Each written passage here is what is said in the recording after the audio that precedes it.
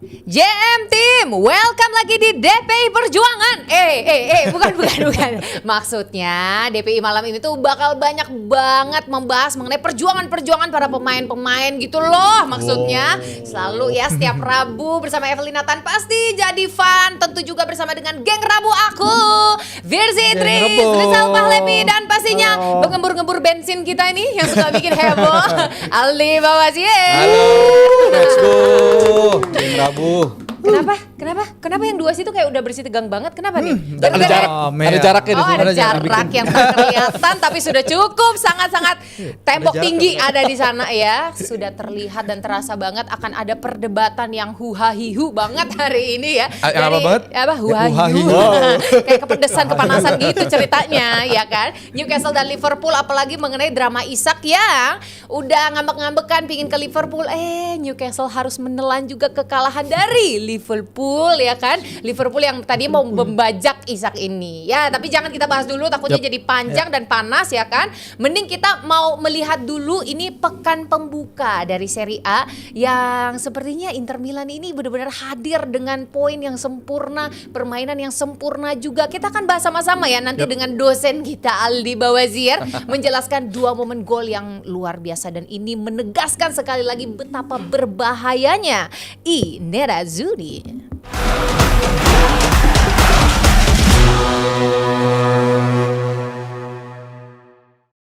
Ya, sebelum kita bahas gol yang tercipta di Inter Milan menghadapi Torino, gue pengen bahas dulu bagaimana cara mereka bermain. Lupakan dulu sejenak gol 5-0. Acerbi bermain bagus, terus juga Bastoni, wow. Terus juga Thuram sama baiknya, cuman ya itulah, Inter memang punya materi pemain yang luar biasa bagus. Namun yang pengen gue highlight adalah bagaimana Inter punya intensitas dan cara ngepres yang sama konsistennya hampir selama 90 menit. Di zaman Inzaghi juga bagus, mereka bisa memainkan variatif sepak bola yang sangat banyak. Namun saat mereka ngepres 90 menit, seorang Thuram akan diganti dengan Mahdi Taremi, di mana mereka punya cara berbeda untuk ngepres dan ya umur juga nggak bohong. Dan sekarang di saat Thuram capek, yang menggantikan siapa? Boni. Dia ngepres sama baiknya dan menghadapi lini belakang yang udah kelelahan dari Torino. Oke, sekarang kita ke gol dari Marcus Thuram yang di sini gua harus memberikan pujian setinggi langit, bukan hanya lewat asisnya yang baik, tapi bagaimana dia bermain sama baiknya selama pertandingan ini, karena dia kan pengganti Hakan. Dan Hakan akan mengalami masa yang sulit untuk bersaing dengan Sučić, karena memang Sučić bermain dengan sangat impresif. Oke, kita ke golnya sekarang. Ada scrimmage. Sebenarnya dari lini belakang dari Inter Milan, Torino ingin melakukan clearance. Namun Sučić lebih cepat merebut bola dan dia positioning bola badannya itu membelakangi gawang. Gawang di belakang, dia di belakangnya seperti ini. Dia membelakangi. Normalnya tim-tim akan oper ke sini atau oper ke belakang untuk safety, untuk memberikan bola-bola aman dulu. Namun tidak bagi seorang Sučić. Dia dengan insting yang sangat baik, no look pass, dia memberikan umpan daerah yang sangat baik ke seorang Marcus Thuram. Dan Marcus Thuram bisa ada di antara dua back ini. Nah, dan dia bisa lari memanfaatkan space. Dan dengan satu sentuhan, dia melakukan tendangan yang sangat baik ke arah pojok gawang dari Torino. Ini midfield yang bagus, kreatifnya sangat luar biasa, dan ketajaman dan pemanfaatan space yang sangat baik dari seorang Marcus Thuram. Ya, kalau emang materi pemain, Inter ini emang luar biasa. Bisa lu punya kreativitas seperti ini. Umur berapa? 21, 22 Sučić? 21. Dari Kroasia ya, Zal ya? Kroasia. Sangat luar biasa dan pemanfaatan space yang baik juga oleh Marcus Thuram. Jadi memang sangat baik. Dan lu lihat pemain lain ini juga menjaga kelebaran, menjaga deep di midfield. Artinya apa? Memang Inter ini terorganisasi dengan baik. Dan di saat lini belakang dari Torino terpecah belah. Jadi yang gue bilang tadi di awal, intensitas dan pressing dari Christian Chivu ini sangat luar biasa baik. Itu gol yang pertama. Sekarang kita akan yang kedua. Oke, kita buka gol selanjutnya, berarti yang ini ya. Nah, set. Oke. Ini gol kelima berarti. Ini lahir dari proses juga yang sama baiknya. Bukan dari sebuah bola dari bawah build up yang baik, namun ini pemanfaatan saat ada masalah di belakang dari Torino, gagal clearance dari back Torino yang juga lagi-lagi berantakan, mereka all over the place. Lautaro yang juga menciptakan gol di hari itu, memberikan space dan juga memberikan salah satu permainan terbaiknya, umpan cepat. Ini kalau teman-teman bisa lihat beberapa momen sebelumnya, ini lahir dari operan-operan cepat, one touch football dari Inter Milan dan Lautaro Martinez yang bisa menggiring atau membawa bek-bek lawan ke arah dirinya, menciptakan space yang sangat besar bagi temannya, dan gol kelima. Perfect football dari Inter Milan. Yes, 5-0. Cuman kalau lo inget juga musim lalu Inter memang bagus bikin gol, namun mereka sangat kesulitan untuk menjaga gawangnya untuk clean sheet. Nah, hari ini tidak hanya menciptakan 5 gol, tapi Inter bisa clean sheet. Masih awal, ini masih giornata pertama, tapi gue melihat ada harapan dari I Nerazzurri di musim ini.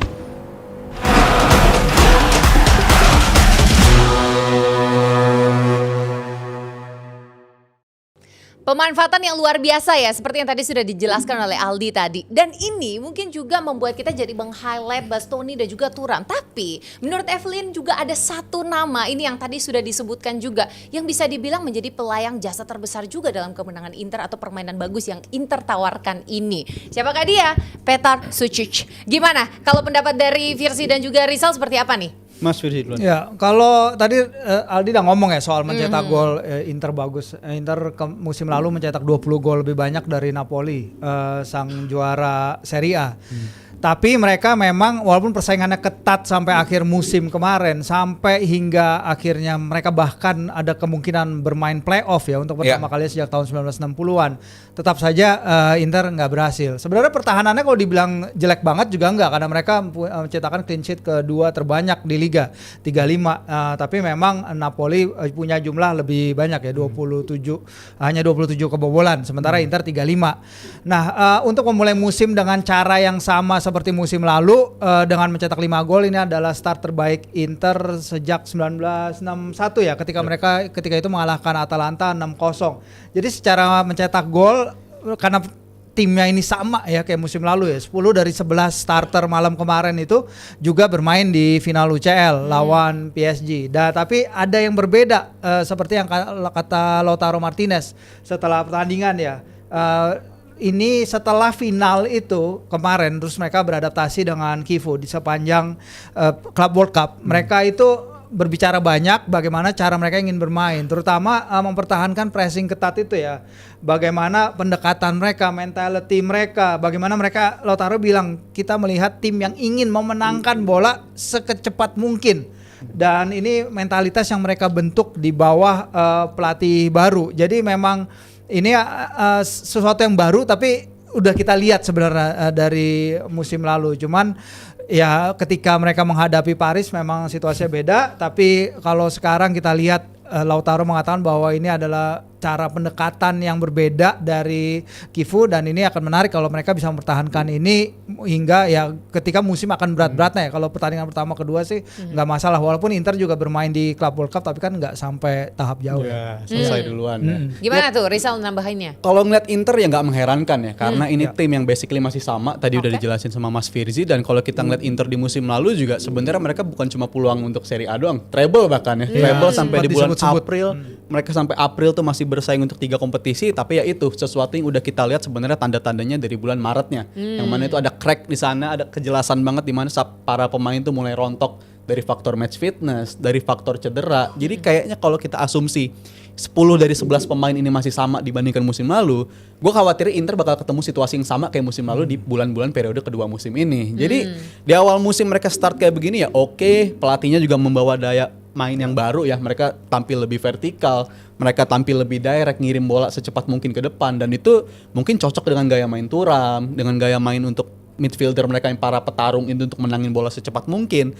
Tapi gue khawatir ya kalau intensitas begini tetap dijaga, di paruh musim kedua kayaknya keulang lagi tuh kendala kayak musim lalu, gue takutnya sih. Nah ini dia, berarti ini menjadi tantangan tersendiri juga buat Kivu sendiri gitu ya, sebagai pelatih untuk bisa membuat terobosan baru. Jangan sampai hanya karena memang pemain-pemainnya, materi pemainnya sama, kemudian terulang lagi kegagalan yang sama gitu ya. Mungkin dari Aldi ada penambahan nggak khusus untuk Petar Sučić ini sendiri? Oh, Petar Sučić ya, yang gue ulangi lagi dan gue pengen dalemin bagaimana dia akan bersaing dengan Hakan.